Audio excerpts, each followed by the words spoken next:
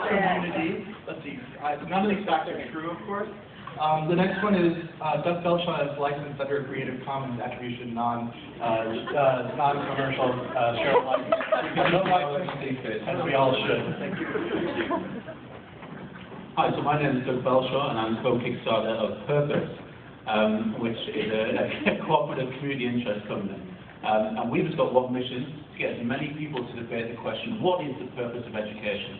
And it's actually a harder question to answer than you might think, so I'll spend 5 minutes just going through that. This is the University of Bologna. It was founded in 1088, that's almost 1,000 years ago. And students could hire and fire lecturers. What I'm interested in is that guy at the bottom right-hand corner of the screen.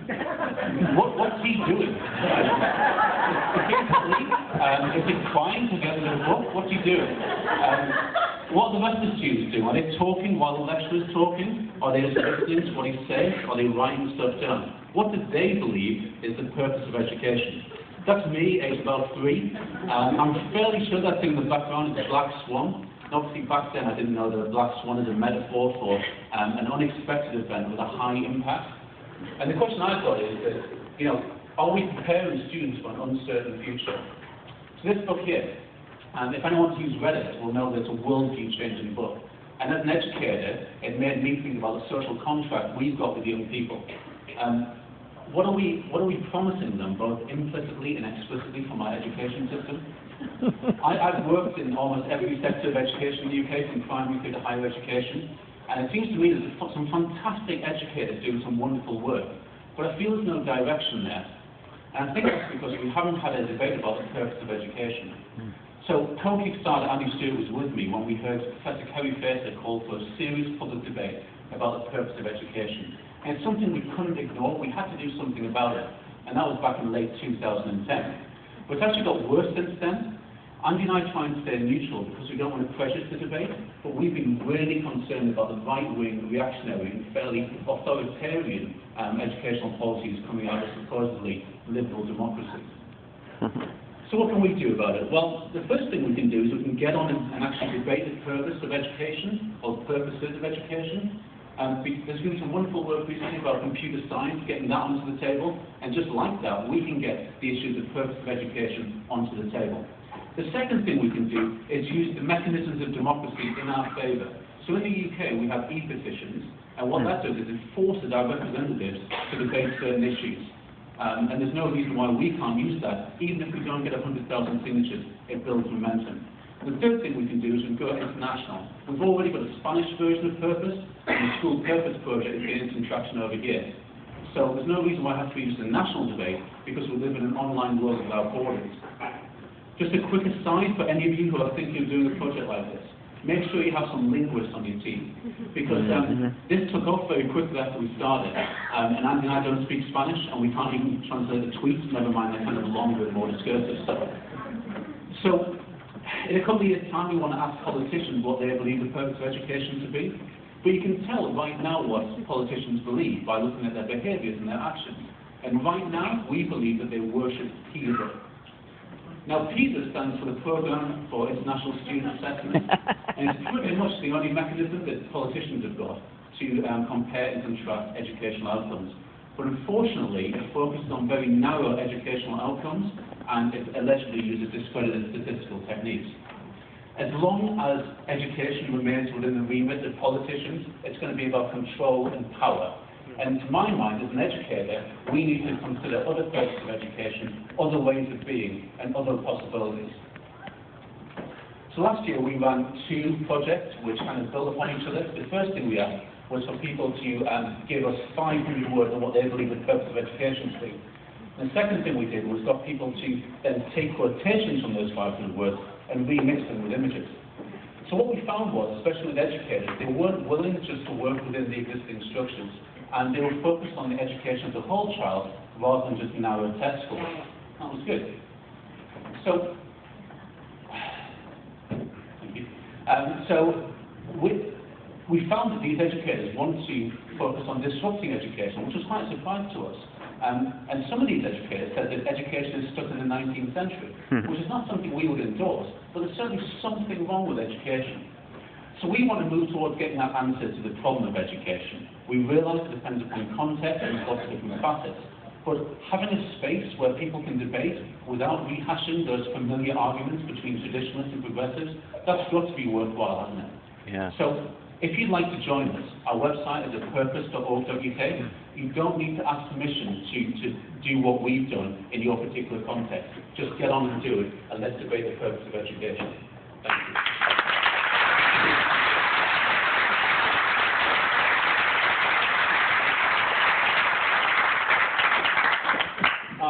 Next up is Tessa Joseph Nicholas, who has an extraordinarily consistent front page of Google. They all say almost the same thing. So either she lies very well or she's very consistent in her identity. A lecturer in the Department of Computer Science at UNC Chapel Hill. She was awarded a PhD in, and too long, didn't read. Okay, so I'm here to talk to you today just a little bit because, I've finally figured out what it is about zombies, why people are interested in them, why we like them, why the myth persists, why we care.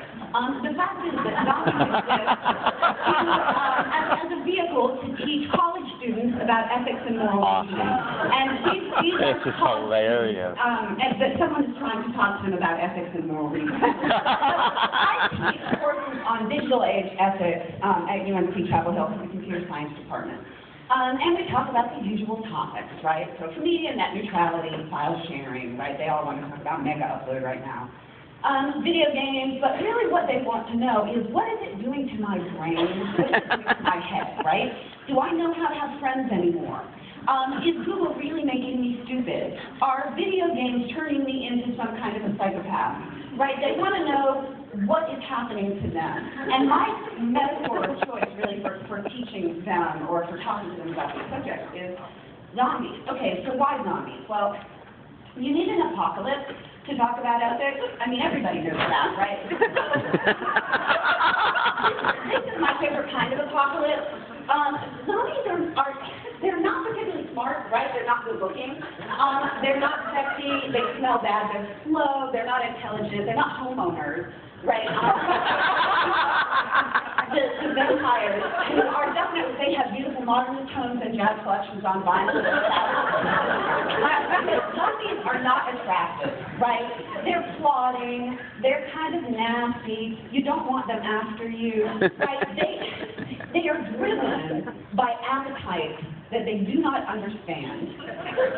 And they have no idea what they're doing with their lives. And that is why they're applicable to college students. Because the only thing scarier than being chased by a zombie is becoming a zombie, right? And my students are afraid that they are becoming zombies. They may not know it, but when I'm done with them, they know that they're afraid of becoming zombies. So we talk about the future, right? A class about technology is always a class about the future in its own way. And, so back to the apocalypse, right? You need an apocalypse. I tried the cyborg apocalypse. But the problem with the cyborgs is that they're too practical, right? My students are completely up to just accepting that cyborg subjectivity is here to stay, right? Everybody's going to be wearing computers in 5 years. They want to talk about advanced prosthetics and things that are actually happening, right? If you really want to get involved in moral reasoning and talking about the apocalypse, you have to have something that could never happen, right? You have to have a zombie apocalypse. You can't talk about cyborgs. They're too practical. For my students, anyway. So, to talk about moral reasoning, where do we start? Here are just some topics for your use, right? You can talk about science fiction. Easy. Science fiction is the greatest place in the world to start when you're talking about digital culture, technology, and culture. Talk about zombie machines. You think the Terminator is a cyborg? No, zombie. Racial anxiety. Okay, this image, many people don't know that the earliest introductions of zombies into Western fiction, film and literature, were basically have to do with racial anxiety. And this is an image from a text that dealt with an evil Haitian white slave owner and his Haitian zombie slaves. So we can talk about context versus content, we talk about software bias, we talk about globalization, that kind of thing. They're also interested in mind control. Students are very interested, as I said, in whether they are actually turning into zombies. Very interested in the idea of internet addiction, so to speak. So we talk about that. We talk about hybridity, obviously. The same way zombies are about hybridity, the same way cyborgs are about hybridity, right? Dead, alive, human, not human, hungry, not hungry, you know. I mean, do they digest zombies? We don't even know. But the most important question that I ask my students is, what are you going to do when all the technology is gone, when the world we've created collapses in on itself, and no one is watching except a swarm of hungry demons, right? What kind of world are we going to make based on our ethical choices? What are you going to do when you are the last man left or the last woman left facing that swarm, right? The huge, the streets of New York full of zombies, and you're the last one to step out the door and join them? I ask them to stop and think about what kind of zombie they really want to be. Thank you.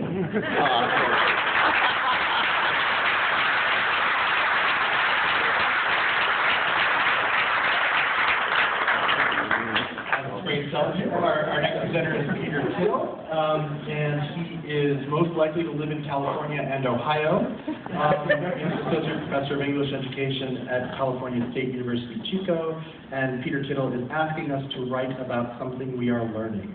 Thank you. Okay. Are you going to start it for me? I'll start. Oh, okay. That's good.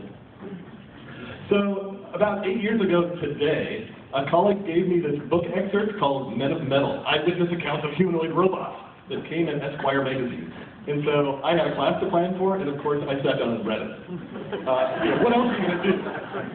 It's about these near-miss traffic accidents that keep happening on rainy nights in Oxford, England. Near-miss because just as things are about to go catastrophic, bright lights show up, strange noises, and suddenly the car is back on the road and safe. And it doesn't happen just to one person, it happens to a bunch of people. This guy starts investigating it, a journalist, and he's got this great snarky, cynical attitude, but he's talking to people and he's seeing evidence and he starts to get compelled a little bit. He's like wondering, well, maybe there's something to this. There's these weird footprints that he finds, there's a pattern to the incident, and most tellingly, he finds this car part at one of the accident scenes, a tailpipe from a Mini Cooper, and there were no Mini Coopers involved in these accidents. So he's thinking, okay. He investigates and finds out that there's this engineer from Mini who has been dabbling in robotics. And this guy has like these, weird things happening at his house. He has this very strange website that seems to indicate that he's doing perverse things. Well, the lead's also cold, and he ends up with this, sort of equivocation. I can't say for sure that there are robots, but there might be. So after I'm done reading this thing, I have this moment. You have these moments, right? I'm like, I'm an English professor, for God's sake. I should know what I just read. I don't know what this is. What is this thing? Is this real? I don't know what it is. Are these people really doing this? Well, I was raised on the Night Stalker and the X-Files, and so I totally want to believe it. I'm like, ooh, this could be cool. He left lots of breadcrumbs, so I did some investigating. I started tapping around, just clicking around and things. And what did I find? Well, I found out that there is a book publishing company that seems to be, publishing this stuff. The guy seems like a real person that wrote it. There's a web page for people to report these strange incidents in Oxford. I'm thinking, well, but this can't be true, can it? There's I don't know if you can see this video. What? Yeah, it's just like robot catching a car. Holy moly. This is 2 years before YouTube, right? This video, I'm thinking there's got to be chatter about this. People are going to talk about this online. Oh yeah, all over the place. All the forums are just buzzing. It's a hoax. Oh, it's real. There's a video. Yeah, but the video shadows are wrong. It's like the Pruder film with JFK or something like that. They're all over this. Well, the New York Times finally breaks the story. You probably figured it out, right? It's an ad. Right? It's like Ralphie in the Christmas Story. Remember he goes to Little Orphan Annie, drink your Ovaltine, and he goes, a crummy commercial? son of a bitch. That's my attitude. I'm thinking, oh my God, I wasted all this time, like, digging, trying to figure this stuff out. Well, it turns out it's a thing called guerrilla advertising. I had no idea this existed. But it's it's a word of mouth kind of thing, where they rely on people to create something interesting and then it will spread. Well, guerrilla advertising was always, this came about in the 80s, and it was always based on this idea of memes, Richard Dawkins' term, right? That cultural cognate to biology's gene. What memes want to do is they want to replicate. They want to just reproduce all over the place. And from a meme's eye point of view, it doesn't care if it's a good idea or a bad idea. It's just to replicate. So we had keyboard cadgers all over the place. Well, so Malcolm Gladwell is thinking about this and talking about the notion of viral spreading in the internet age that social media allows to happen to ideas that are sticky for a particular group of people, right? That if it's a thing that is compelling for some reason, it'll spread. And I'm thinking, well, businesses figured this out, but educators, not so much. What are the memes in education? Well, we've seen this image already tonight, right? There's straight desks, teacher front and center. These are the memes that are compelling in education because they are replicable, right? They're easy to reproduce. In my field writing, holy moly, these 5-paragraph essays that turn out uniform, crappy pieces of writing, they all look the same, but they're all bad. They have great memes, but they're bad teaching. What's wrong with this? So I'm thinking about inquiry. This is what I did when I found the little booklet, right? I went through this process of inquiry. I wanted to figure this thing out. What is this thing? Students have those same kind of WTF moments all the time, but we don't give them an opportunity to figure it out. Inquiry is messy. It doesn't have a nice little pattern. It goes all over the place. So our task as educators is to figure out how do we give the good teaching that goes with inquiry way better means than it has right now.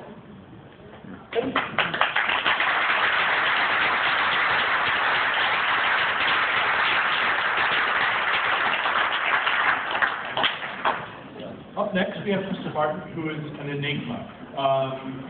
Google does not know you very well, but she is rated 14 out of 30. Yeah. Mr. Martin is a senior Girl Scout. I'm sure For Oxford, the brand Oxford. The brand. Did you hear? Others decide if Crystal Martin is right for them.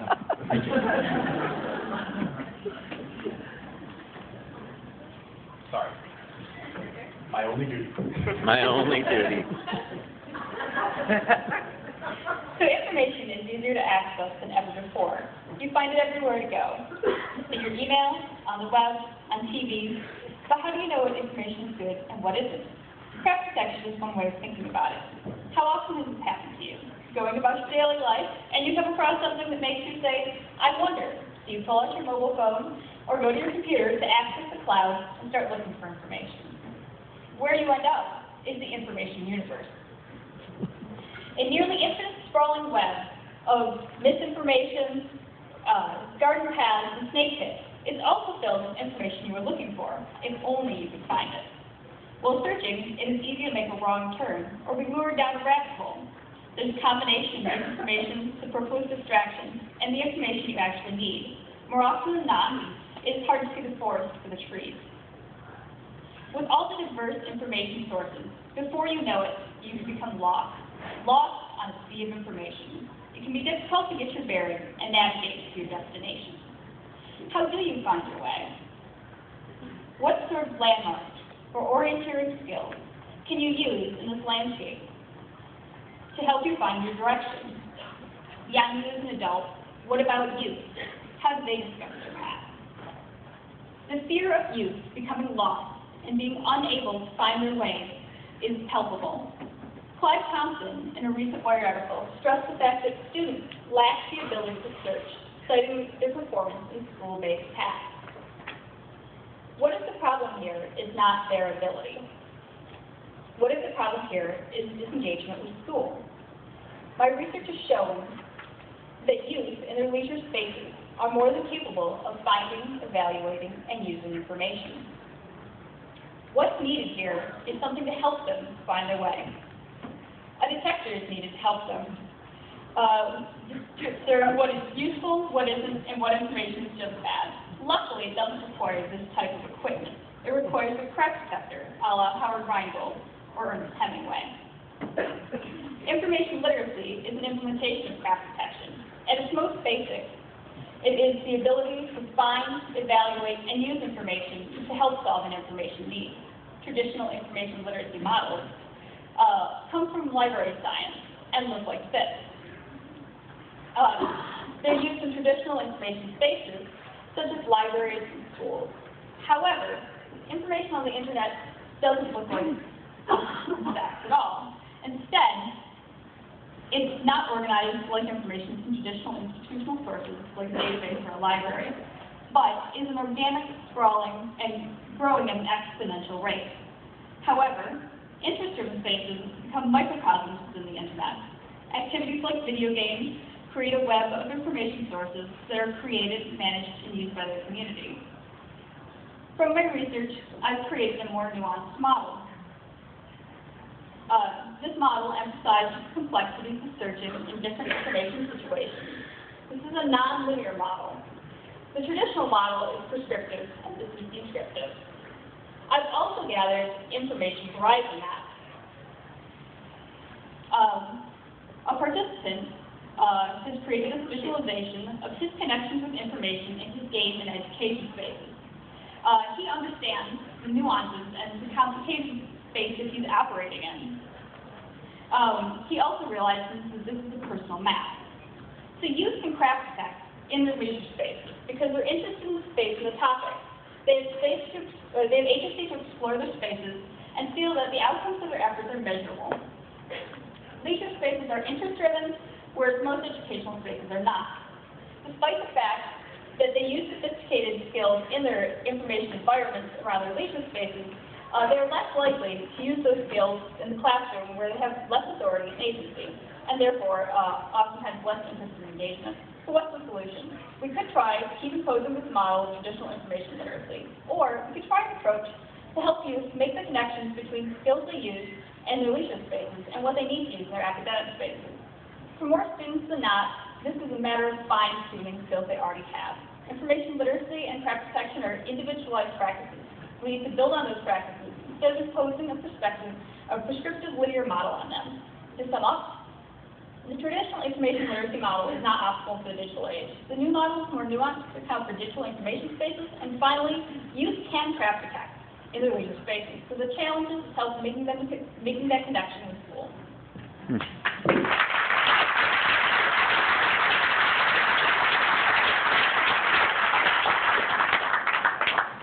What did Google say about me? Actually, Google has a very strict rule. David Kubelhorn is Program Director for Powerful Voices for Kids, a collaboration between Temple University's Media Extension Lab and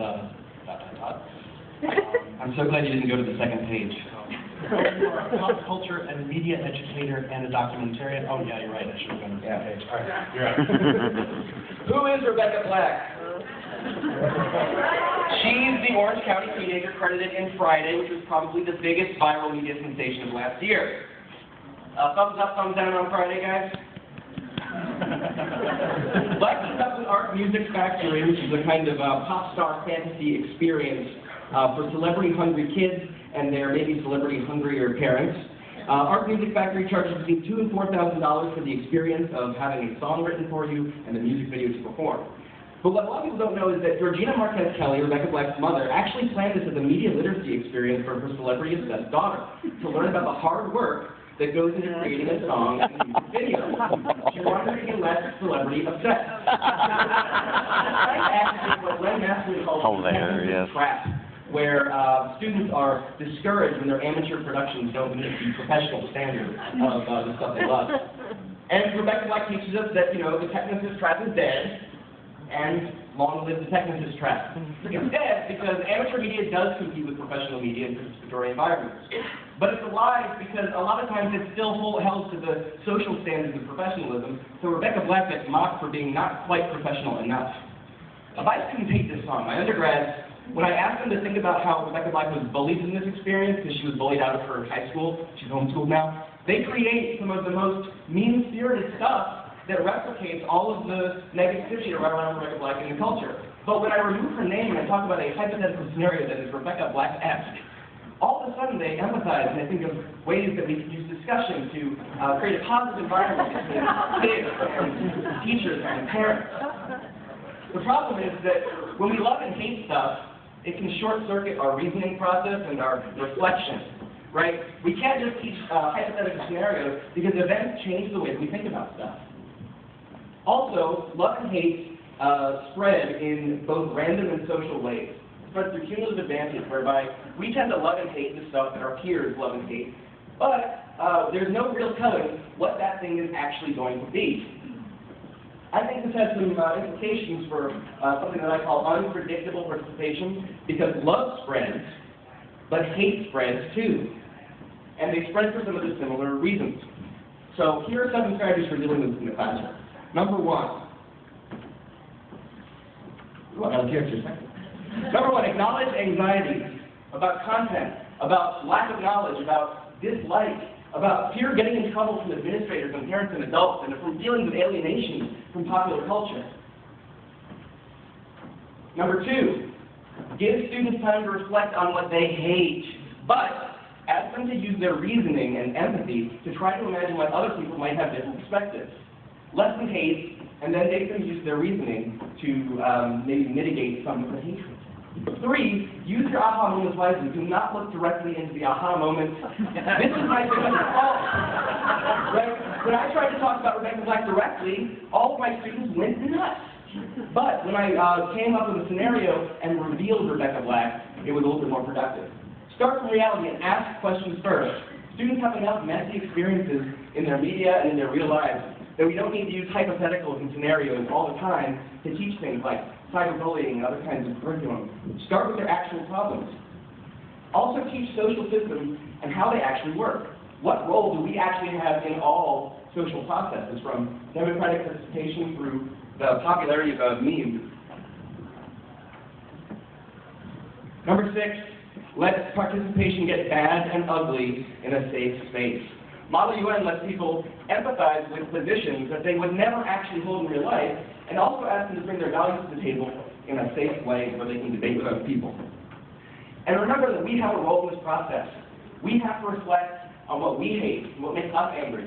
Because when we bring that stuff to the classroom, that's the kind of behavior that we model for students. This is all an attempt to do what the rock band Spoon calls humanizing the vacuum. When we humanize the vacuum, we imagine that media processes, even the ones that make us most uncomfortable, are made by real people who make real decisions. And that better understanding these people will help us better understand how media works and how it transmits.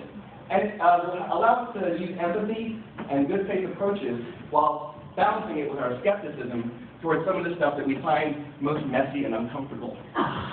In that way, we finally start to see the producers of media as the real people, like Rebecca Black, who are actually responsible for the stuff that we hate. Thank you.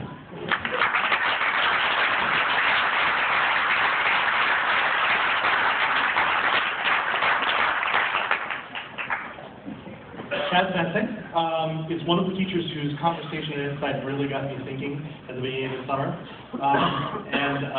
He is thinking about more field trips. Hello, my name is Chad Sensing. I teach humanities at a Virginia charter school. I work as a tech liaison for the Central Virginia Writing Project.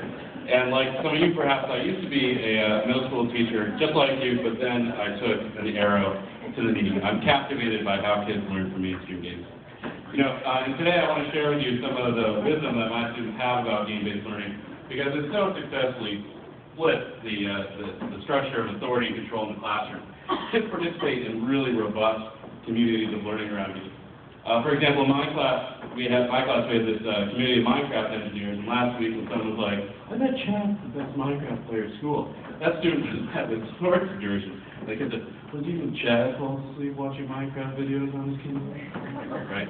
I love game-based learning because so much of it happens outside of school, where kids can fail forward and get feedback and enter flow states with play and design that last for hours. It's not managed the same way that school is managed. School really is like asking Sims fans to play Dark Souls. In that way, it really limits the work of the work to the student. Take, for example, one of the reasons my students love games They love games because they say, games give me experience and school does not. Anyone familiar with the soft hiss of creeper knows that the adrenaline spike you get returned from that, you really can't get that anywhere in school outside the principal's office. Games also give kids a really clear sense of cause and effect, right? Kids who understand systems in games, oh, if I do this, I'll do this. That fails at school because muddy and arbitrary adult judgments, hit kids every day, like unending waves. Take discipline, for example. Games give kids ways to constructively work out of bad situations. Schools do not. The single disciplinary narrative of schools are kids are bad, punish them. And sometimes that's the social contract between teachers and an administrator. Now, my students, one of the things that my students really taught me about is all this. Glitching leads to modding, modding leads to programming.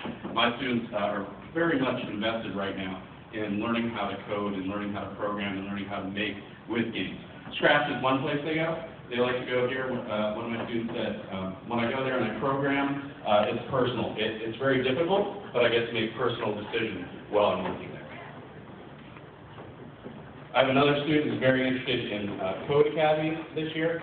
And I think the more we put editors and different tools in students' hands, the more there'll be this kind of trickle-down effect where they'll be programming more not just for themselves, but also in their classes. And that's kind of a win-win for us. Many of my students do enjoy modding games. They like to customize their games. And modding is a great way for them to step from playing into programming. One of the best ways that they've found to do it is through Minecraft. I don't know if you're familiar with Minecraft, but this is a student who really has learned to blur the lines between playing and programming. Inspired by a YouTube video, he went into Minecraft and he made rotating binary piston memory to power a countdown timer. And he's thinking about all this, in a game. My students are also becoming keenly aware of a form of composition of quest writing as a career path, right?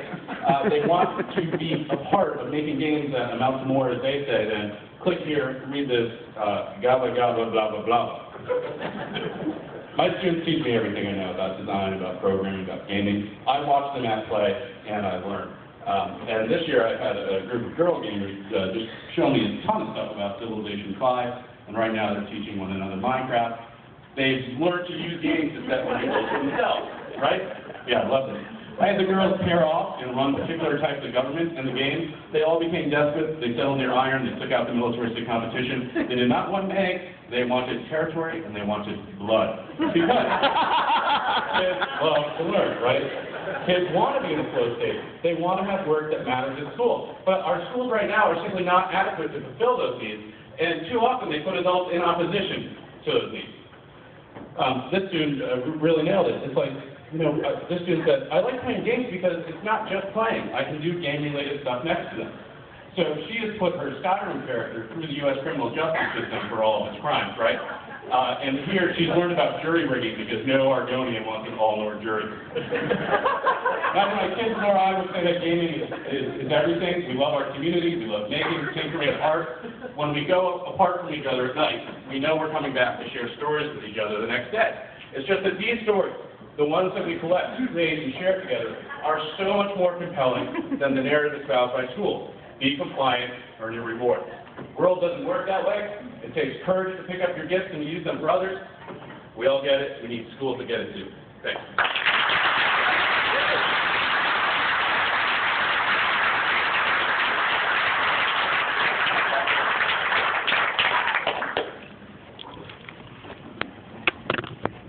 I actually do know Rafi a little bit, but I still only trust in Google. Rafi Santo is an educator, researcher, technologist, and activist. Rafi Santo is offline. Thank you very much. So my name is Rafi Santo, and I want to talk to you today about why kids need to know how to hack, why hacking is a political act, why I think hacking should be the cornerstone of a new civic education. So a lot of people don't really like the word hacking. It kind of brings up connotations of breaking into banks and stealing credit card numbers. That's not what I'm talking about. I'm talking about a certain kind of technological industriousness, a maker disposition, that's tied to innovation and creativity. I define hacking, and specifically being hacker literate, as engaging in empowered practices that aim to reconfigure and revise existing technology via technical, social, or legal means. How is that political, then? To me, it's political because all technology is political. All technology is made by people. All people have politics. and those politics get baked right into the technology when they design it, whether they like it or not. You can see this in the tech that we use every day. Something like Wikipedia, for example, has values around collaboration baked right in. Something like Facebook has values around sharing personal information that are baked right in. These are political values, and they're right implicit in the design. So what a hacker understands is that technology is malleable. Those designs, they're malleable. And if they don't really line up with our values, we can change them. We can move them around. The problem is that right now a lot of the wrong people get this. Hosni Mubarak, for example, last year turned off the internet in Egypt and prevented people from organizing, because they knew that he could do that and have power in that way. Mark Zuckerberg understands the design of Facebook might eventually get us to share every last thought we're having by default. He gets this insight implicitly in his bones. They know, both of these people know, and lots of other people know, that you can marshal power, economic and political power, by hacking technology and designing it in specific ways. But I'm really hopeful too. I'm hopeful because the malleability of technology means you can hack it back when it's going in the wrong direction. Like the FTC, they recently hacked Facebook by slapping 20 years of privacy audits on Facebook, in addition to other regulations, for the next 20 years. It's a great thing. We need more of this kind of stuff. Hopeful because of SOPA and HIPAA, the recent problematic legislation that had real potential to stifle free speech online, because people started to get that the design of the internet is inextricably tied to our political and civic values and our political freedoms. I'm hopeful because SOPA and HIPAA also showed people that the internet is vulnerable. It's vulnerable to bad hacks. It's vulnerable to people changing the architecture in the wrong way. So sometimes being hacker literate means hacking an existing platform, like the FTC to Facebook, but sometimes being hacker literate means actually saying, don't touch my platform, like we saw with SOPA and HIPAA. This is about a literacy, it's not about doing one thing or another. Because really the internet was not an accident. All the things that we like about it, the openness, the transparency, the participatory culture, these things are by design. The early designers of the internet had political commitments that they baked in to the early structures. And the future of those structures is up for grabs. SOPA and HIPAA also showed us this. And this is one of the core reasons that we need to teach our kids how to hack and how to be hacker literate. So a good friend of mine once said, if you have a large group of people in front of you, that you cannot let them leave the room without giving them marching orders. So here are mine, 4 things. Number 1, position kids as designers and makers of technology. We do a lot of this here at CML. It's a great thing. We've got to keep on doing it. The more kids design, the more they will get that politics are inextricably tied to those designs. Number 2, talk with kids about the relationship between technology and values. We do this just like we do with media literacy. Have kids ask questions about what the intentions, biases, assumptions of the people that design those technologies are that they use every day. This is really important. Number 3, integrate hacker literacies into digital literacies. Digital literacies are largely about empowerment through technology. Bringing hacker literacies into that fold means getting kids prepared to be empowered in relation to technology. It's an important difference, and we have to focus on it. Number 4, embrace the subversive nature of hacking everywhere. Have kids hack the classroom, have them hack your library space, have them hack the community center, have them get the disposition early that everything should be hacked, not just about technology. Because ultimately, at the end of the day, Seymour Papert was right. He said over 30 years ago that most of the time we have technology leading kids by the nose. The computer programs the child. He said we have to switch that. Have the child program the computer. It's 2012. I think it's time we got started. Thank you very much.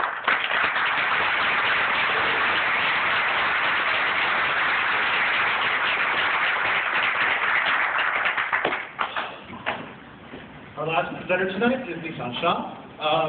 Nishan Shah is the director researcher at the Bangalore-based Center for Internet and Society. Oh, wow. And he is a member of my opera. All right, hi. So my name is Nishan Shah. I work for the Bangalore-based Center for Internet and Society. And for today's talk, I draw inspiration from students I teach. So I have a fancy sounding title. It sounds very learned. I wanted to throw in some punctuation in it, but it didn't work out. but that's not what I'm going to talk about. What I'm really going to talk about is actually talking about the question of remix, and remix is a metaphor for our futures in learning. If we start looking at the kind of conversations we've been having, we'll realize that the kind of futures that we want to occupy are necessarily remix futures which destabilize classroom hierarchies, for example, so that we have new relationships. Students are remixing, students are sampling, students are innovating, and that the classroom as we know it no longer exists and is not really relevant as a form. There is certain radical potential which is attributed to remix as well. Remix is going to change the world. It's going to threaten the Music and Film Industry Association, which spells out mafia, for example, and that is going to form exemplary new forms of knowledge production and cultural learning within the classroom. So that with creative commons, for example, you have cultures of innovation, which is about remixing, reusing, and sharing. That as if these were the kinds of things that were no longer available or even not precedents with earlier forms of knowledge production. What I want to do with this talk is to question this radical potential of remixing. I want to show you how remixing is exactly what earlier forms of cultural production were, and that we need to think of remixing differently if we want to start thinking about futures in new ways. One of the first things that remixes do is that they preserve the sacredness of the text. Just like a book, the remix object is actually sacred. It cannot be touched. If you want to remix the remix object, you need similar kinds of licenses and permissions and so on and so forth. So there is a certain umbrella of ownership, which is a part of that. That there is an authorial intention, which is a part of remixing. So that you might be remixing the web, you might be remixing an audio piece, a video piece, you might be rewriting a book, but it eventually boils down to what you want it to mean and what are the conditions which you are going to put it into. Which means that anything that you produce, no matter how collaboratively, even within the wide world of Wikipedia, there is a certain attribution which goes back to the single author. I remixed it, we remixed it, but there is always somebody at the back of it who has remixed that particular object.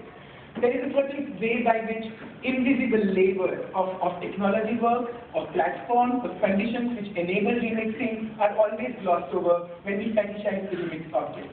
So that you will never, for example, think about anything else but replication of the original form in new ways. A remixed book is still a book. A remixed sound clip is still a sound clip. A remixed sound clip never becomes a narrative. If that is indeed the case, then I want to suggest to you that the remix is not a departure, but a return to older forms of cultural production and knowledge production, and that we need to now start thinking about it in new ways. And I have three concepts for you to start rethinking remixing. That if we move beyond the fetishized idea of remix as an object or remix as a process, we might be able to look at what are the kinds of mechanics, aesthetics, and politics which are involved in the processes of remixing. So I'm going to ask you to stop thinking about remixing at the level of content, which is where we generally posit the argument, and start thinking about three different forms. The first form comes from India, which is where I live, and it is the idea of jugaad. Jugaad tries to talk about remixing of technologies themselves rather than remixing of the ideas or the content. So that if you ever had a mango lassi, and if you come to India, you will see a washing machine filled with yogurt, and it will be churning out mango lassi. Yeah? The second form is from China, it's called Shanzai. Shanzai literally means piracy, but it's actually talking about reverse engineering an idea. Not reverse engineering of product, but an idea. The third is from Thailand, where if you walk down the streets of Bangkok, you will hear people who say same, but different. So that you have a Gaichi watch or a naughty shoe, which means that it is possible to take up the aura of an object and remix it. Yeah? I'm trying to talk about remix as a condition which allows for knowledge production rather than remix as a product. And I want to leave you with a very, very quick story. In my home state of Gujarat, there is a writer called Ashwini Bhatt, who translates John Grisham novels from English into Gujarati. The problem is that Ashwini Bhatt translates faster than John Grisham writes in the So one day, he runs out of stories to translate. And so what does he do? He starts producing originals that John Grisham of remix originals. But the original never existed when translation was due. Thank you.